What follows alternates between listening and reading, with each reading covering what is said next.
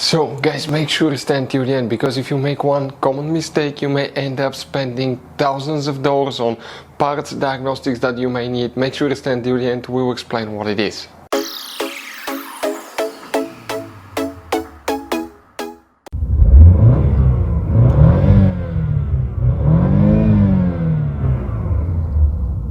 Hey guys, welcome back to Electrical Car Repair Live. Thank you guys for watching and subscribing to the channel. Today will be a super helpful video to any of you having a Dodge Challenger, that generation here, from year 2014 to year 2024. If you need to find where the fuses and the relays for the camshaft phaser actuators are located, which fuses and relays control them. If you need to buy replacement parts and tools at a good price, that way do not waste money and time, we'll share the information in the video for your convenience. So let's start on it now. So before we start guys, let us tell you a little bit about us. Every single car we get here at the garage, we try to make at least 200 to 300 free repair videos. We take them completely apart, we show you how to fix transmissions, engines, bodywork, electrical components, fuses, relays. Why we do all that guys? Because our mission at the shop is to save you as much money as we can. All we need in return, please subscribe to the channel, like the video, that way we can keep making these free videos. We have guys more than 15,000 free repair videos on our YouTube channels that can practically guys save you thousands of dollars in future repairs. And if you need to buy parts, tools at a good price, quick shipping, we'll put the links in the description of the video below for your convenience.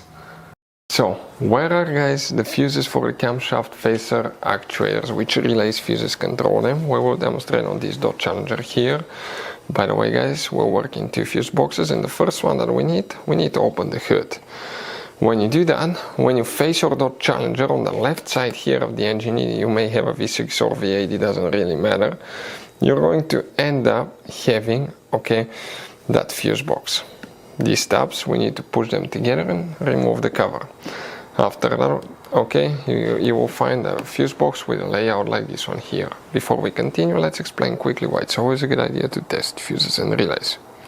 It is guys very important to test fuses and relays. On those fuses you cannot clearly see if they're burnt or not, especially you can see in the J-case fuses as well.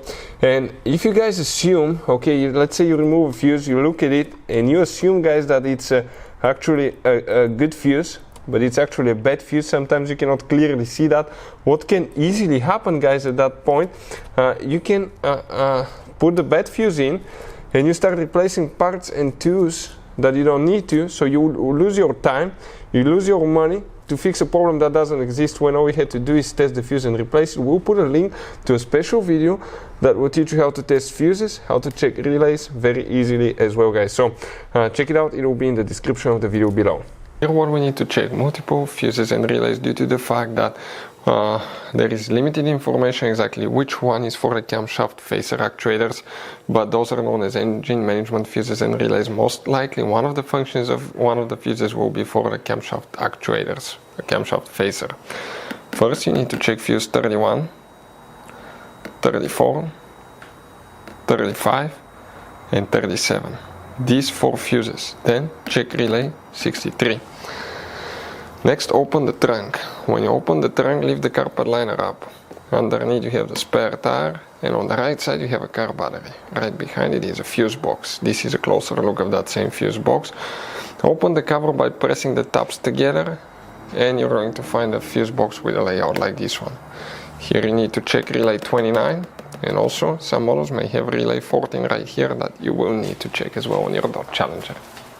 So guys, this Dodge Challenger has all kinds of different fuses and relays. Those could be really hard to find if you're in the middle of nowhere. We'll guys put a link in the description of the video below where you can get some spare ones put in the glove box, because one time we needed a spare, we couldn't find one and we were stuck in the middle of nowhere because of that guys. Hopefully the video will be helpful. Thank you guys for watching and see you next time.